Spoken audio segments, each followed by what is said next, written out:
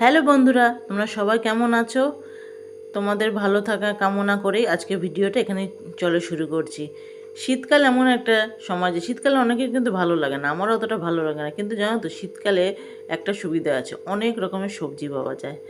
আর সেই জন্য শীতকালটা আমার একটু একটু পছন্দ, বেশি নয়, কারণ শীত তো ঠান্ডা মধ্যে ভালো লাগে না।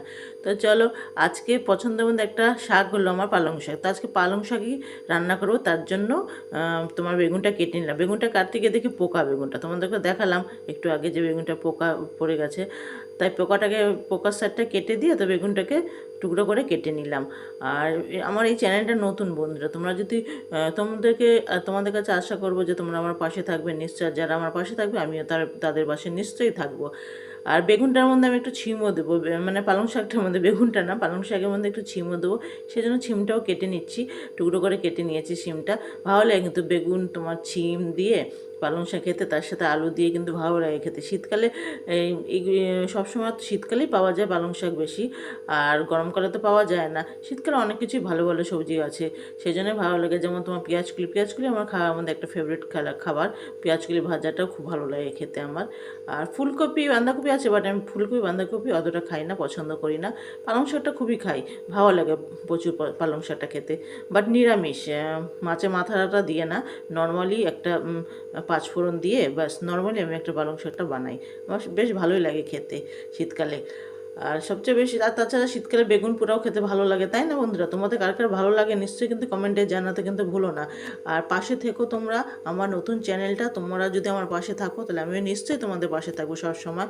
আর দেখো, নতুন চ্যানেল যারা যারা করেছো তারা সবাই সবার পাশে থাকলেই না চ্যানেল সবাই আগাতে পারবে। একা তো কেউ আগাতে পারবে না, সবাই সাথে থাকবে, তাহলেই না আগানো যাবে, তাই তো? কি ঠিক বললাম কি না?